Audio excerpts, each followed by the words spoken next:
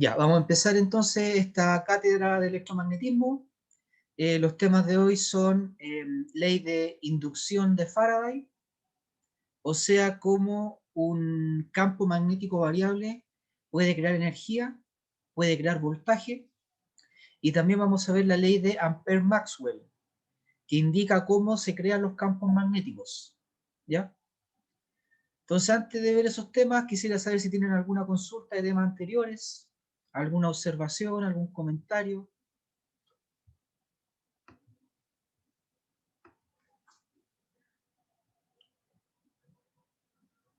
Fernando Galvez, ¿algo que decir?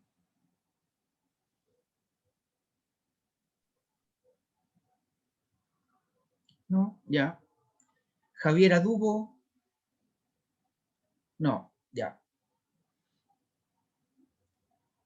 Juan Carlos pregunta si se verán condensadores. Se vio, pero en términos de clase asincrónica, ¿ya? Hay una guía sobre circuitos biológicos donde se explica lo que es un condensador y cómo se calcula la capacidad, ¿ya?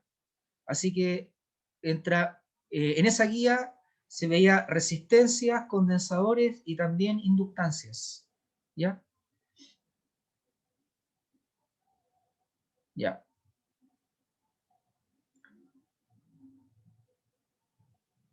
Sí, Javiera, dime. Pregunta de temas anteriores.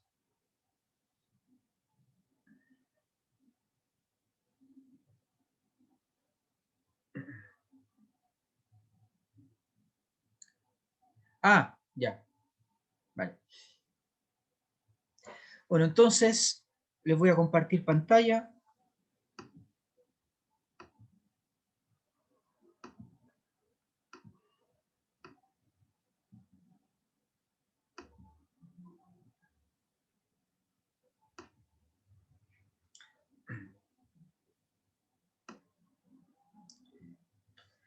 Entonces, tema de hoy, ecuaciones de Maxwell 3 y 4. La 3 es sobre FEM inducida. Recordemos que FEM es fuerza electromotriz. Y la cuarta ecuación es cómo un flujo magnético variable eh, puede crear campo eléctrico. ¿Ya? Entonces, objetivo de la clase de hoy en términos de conceptos: FEM inducida, flujo magnético, ley de Faraday, ley de Ampère-Maxwell. A la derecha hay una imagen donde se ve un imán, más a la izquierda se ve una bobina o un solenoide, y en sus extremos hay conectada una ampolleta. Entonces, si el solenoide genera energía, la ampolleta se va a prender y el voltímetro va a marcar cierto voltaje. ¿Ya? Si esto se realiza de la forma como se ve la figura y además está estático, todo constante en el tiempo, no hay energía, no hay voltaje, etc. ¿Ya? Lo que descubrió Faraday es que tiene que haber una variación respecto del tiempo. Por ejemplo, la bobina puede girar, el imán se puede mover, etc. ¿Ya? Si ocurre eso, vamos a tener energía. Si todo está estático, no hay energía. Un matemático diría que tiene que haber una derivada respecto del tiempo para que esto funcione. Entonces, el experimento de Faraday de inducción electromagnética lo pueden ver en la imagen de la derecha. Hay una bobina, un amperímetro medidor de corriente y un imán, ¿ya? Y para obtener una corriente en la bobina, el típico experimento es colocar el imán en el centro de la bobina y mover ese imán, ¿ya? Eso provoca que la derivada en el tiempo sea distinta de cero. Y automáticamente, como hay variación, vamos a tener energía. Y eso lo detectamos como una corriente, ¿ya? En particular, a mí me asombra mucho esta ley porque es una ley que implica que, de alguna forma, el universo tiene memoria. se da cuenta entre el valor anterior de magnetismo y el valor actual, y si hay una diferencia, si está aumentando o disminuyendo, va a haber energía, ¿ya? Me asombra mucho que de alguna forma el universo memorice el valor anterior para calcular la derivada o la razón de cambio. Bueno, el experimento lo podemos ver en la imagen. Entonces lo que se hace, hay un campo magnético B, ese es un dato, el campo magnético B. El otro dato es el área o sección transversal de la bobina, que si es circular tendría que ser pi r cuadrado. Y el otro dato que necesitamos es N, ¿ya? Cantidad de espiras. Entonces, resumiendo, los datos son B, campo magnético, A, en la sección transversal de la bobina, y N, la cantidad de espiras. Vicente pregunta dónde se coloca el imán. Típicamente en el centro de la bobina, ¿ya? Y para que la derivada sea distinta de cero, hay que mover el imán. Entonces, cuando el imán está lejos, el valor del magnetismo es débil, y cuando el imán está en el centro, justo en el centro de la bobina, el magnetismo es el máximo posible, ¿ya? Entonces, los parámetros son A, N y B.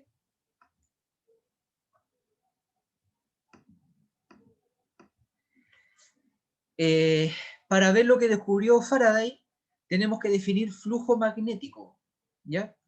Las ecuaciones de Maxwell y el punto de vista de Faraday se derivan del flujo de agua, ¿ya? Se derivan de hidrología, ¿ya? Entonces, por eso viene, por ejemplo, el término corriente, ¿ya? Proviene de verdad de corriente de agua, ¿ya? Flujo proviene de flujo de agua, etcétera, ¿ya? En el caso del flujo de agua, si el solenoide, en vez de ser un solenoide, fuera una tubería, ¿ya? Una tubería por la que fluye agua, entonces el campo magnético serían vectores velocidad de agua, ¿ya? Y el imán sería como una llave de la cual sale agua, ¿ya? Entonces el vector V sería velocidad del agua y el solenoide sería una tubería. En ese caso el flujo de agua, cuando se calcula, les va a quedar en metros cúbicos por segundo, ¿ya? Volumen de agua por unidad de tiempo. Entonces Faraday y después Maxwell se dieron cuenta que así como hay flujo de agua, que nos dice cuánta agua pasa por segundo, también puede haber flujo de un campo eléctrico, de un campo magnético, de un campo gravitatorio, etc. ¿Ya? Y se asocia con cuántas flechas de campo pasan por la sección transversal A. ¿Ya? En el caso del agua, sería cuántas flechas del vector velocidad pasan por la superficie A. Y el cálculo les daría metros cúbicos por segundo. Entonces aquí la idea es la misma, pero en vez de flujo de agua es flujo de campo magnético, ¿ya?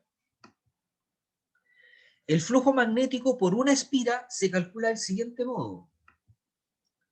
Ahí dice flujo de B, flujo magnético, es el producto punto entre el campo magnético y el vector A, el vector área, ¿ya?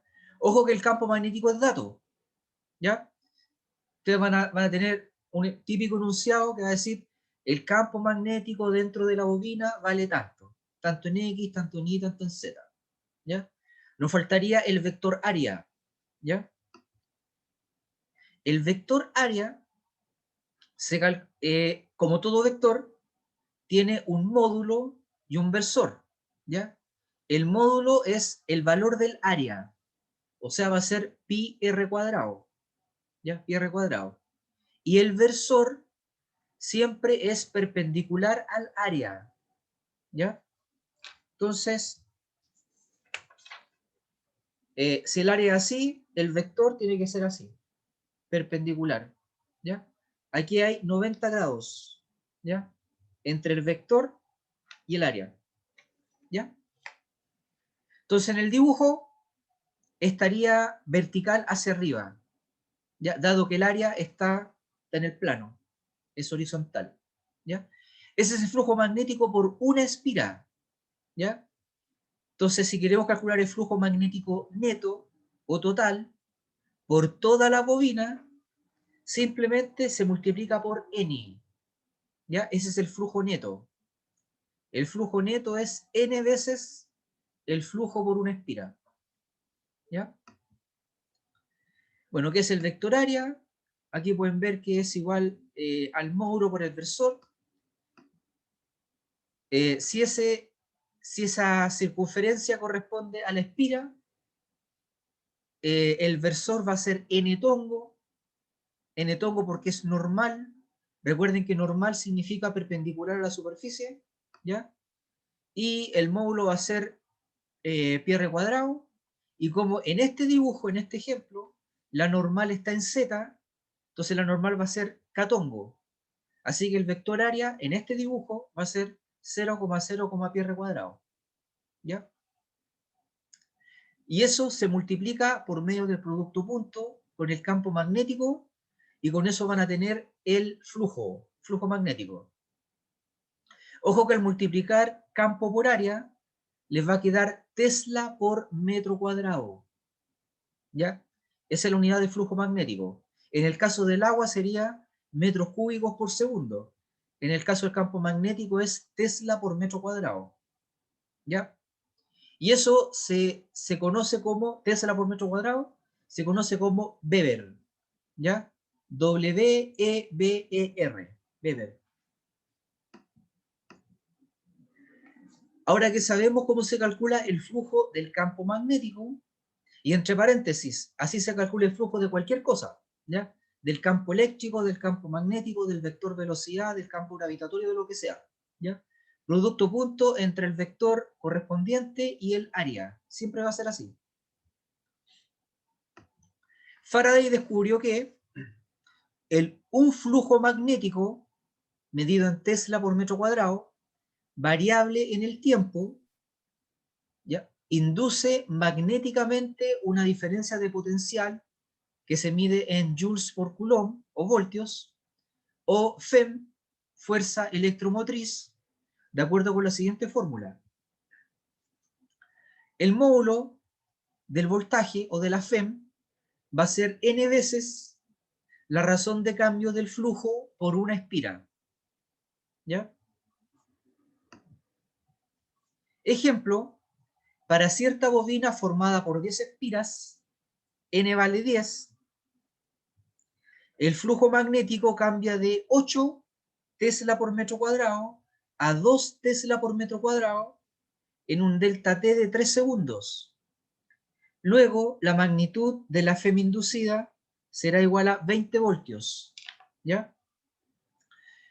¿Por qué? Fíjense que la fórmula dice que primero hay que calcular la razón de cambio del flujo por una espira, ¿ya? Y aquí dice que el flujo magnético pasa de 8 a 2.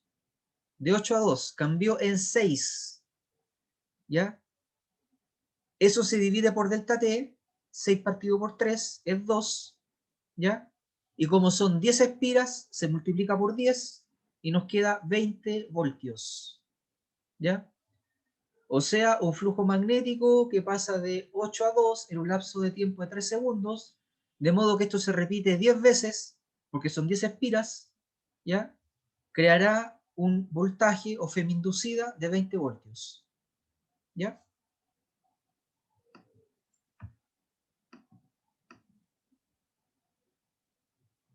Vicente dice, ¿en cualquier bobina siempre se encuentra en Catongo? No, porque depende de cómo esté tu bobina, ¿ya? Puede estar así, puede estar así, puede estar así, puede estar así en diagonal, ¿ya? Depende de hacia dónde apunte el vector perpendicular, el vector normal, ¿ya? Depende del dibujo.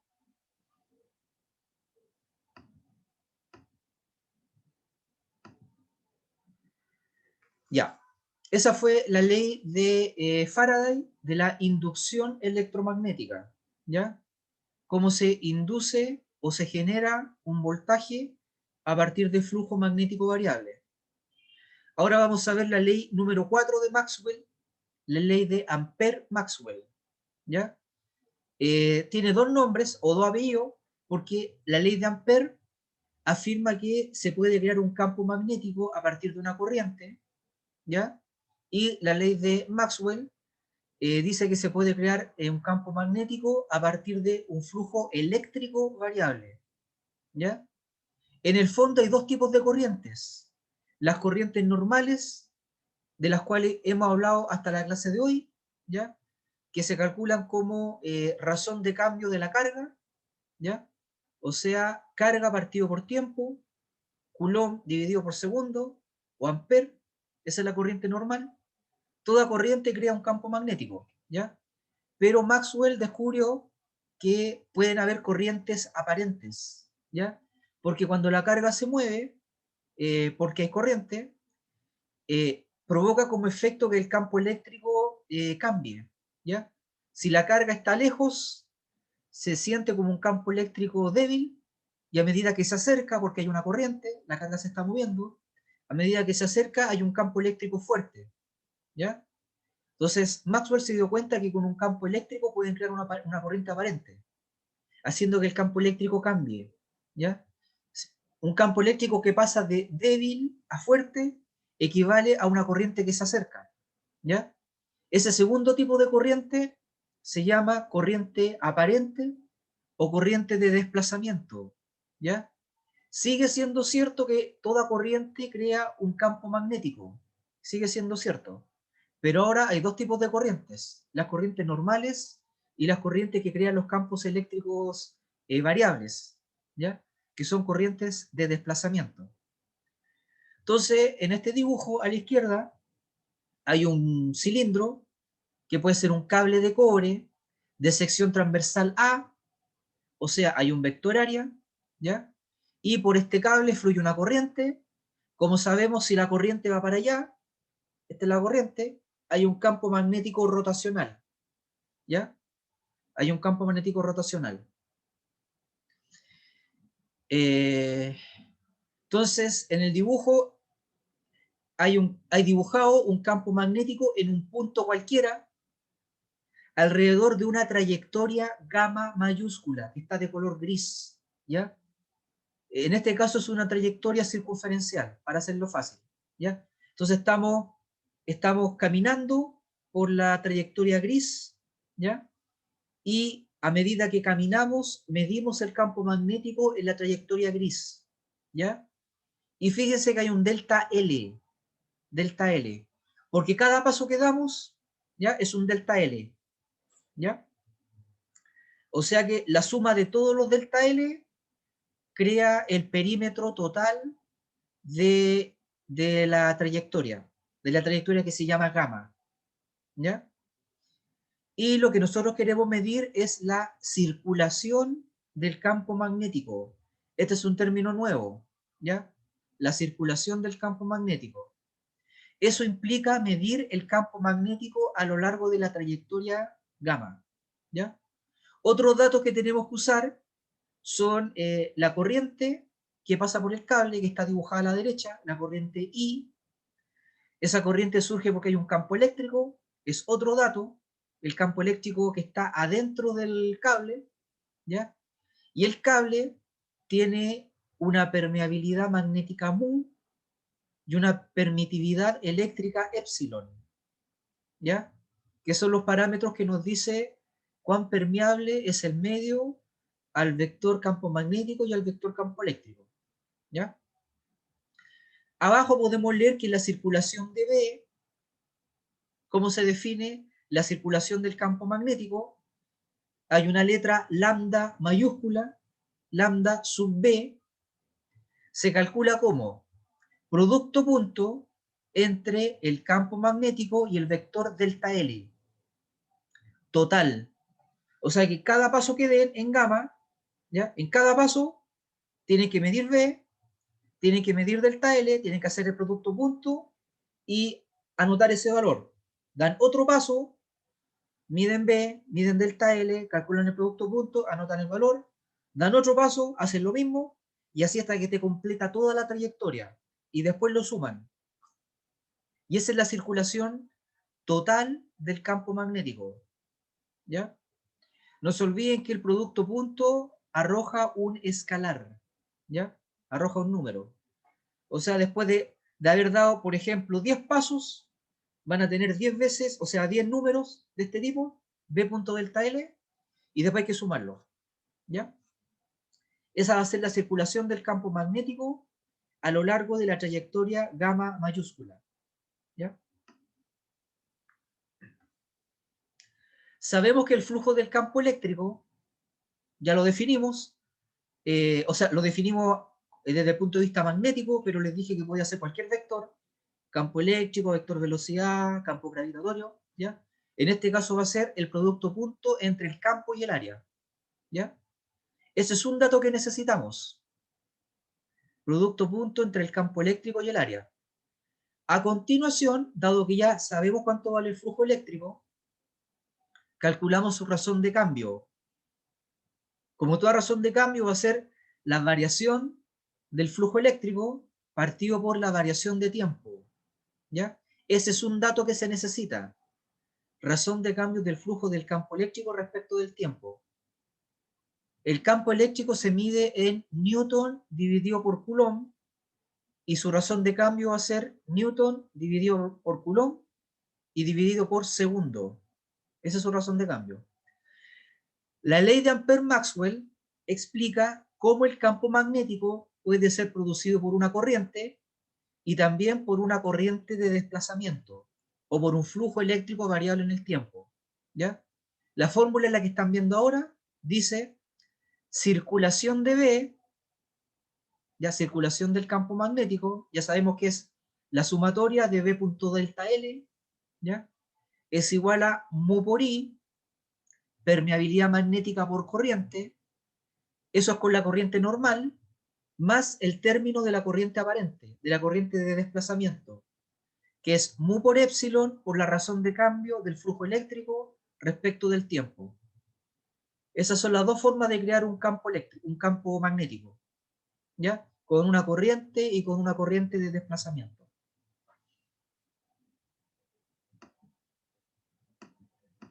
Bueno, y en el libro Física de Paul Tippens y Física Universitaria de Jan Friedman Szymanski está también explicado estos temas, ¿ya?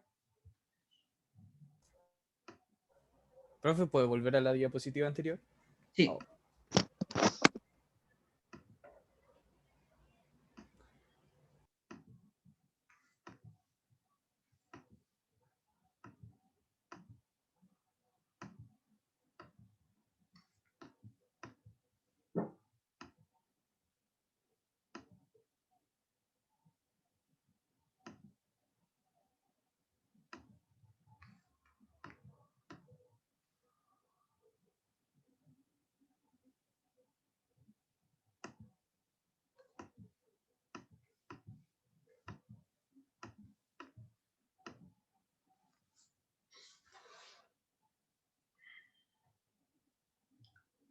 Entonces dice la última ecuación, circulación de B es permeabilidad magnética por corriente más permeabilidad magnética por permitividad eléctrica por la razón de cambio del flujo del campo eléctrico respecto al tiempo.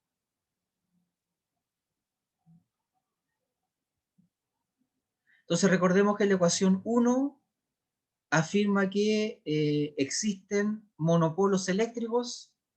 La ecuación 2 dice que no existen monopolos magnéticos.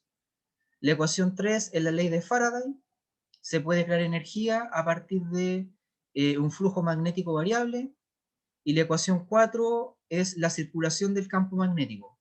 O en otras palabras, se puede crear campo magnético con una corriente normal y o con una corriente de desplazamiento.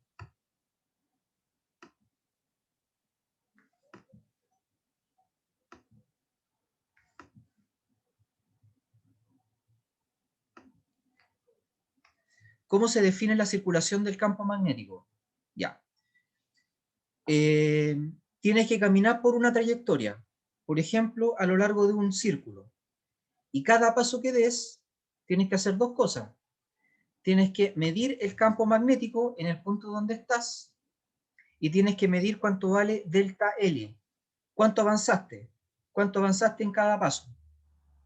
Se hace el producto punto y ese número se guarda y después se da otro paso, se calcula el producto punto nuevo, se tiene otro número y así, hasta que tengas toda la trayectoria. Cuando hayas caminado por toda la trayectoria, tienes que sumar todo. Y esa es la circulación. ¿Ya? O sea, es la sumatoria de todos los valores B punto delta L. Lo voy a anotar en el chat. ¿Ya? Circulación es igual a sumatoria de todos los B punto delta L. ¿Ya? Va a quedar medido en Tesla por metro. ¿Ya? Porque B se mide en Tesla y delta L se mide en metros.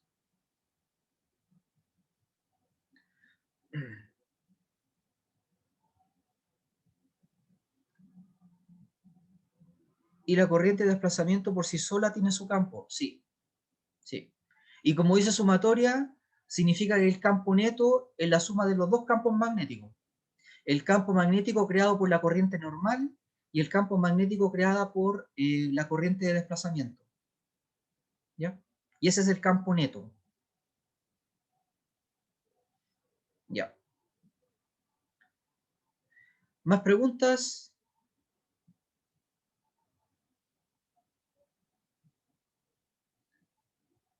Catalina Sánchez, ¿alguna duda?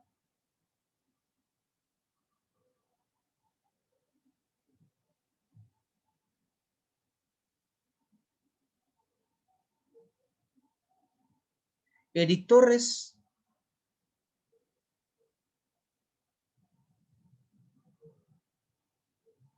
Todo bien, ya. Ya, entonces dejamos la cátedra hasta aquí y a las 10:15 nos vemos de nuevo para hacer ejercicios sobre este tema. ¿Ya? Entonces me despido, nos vemos en un ratito más.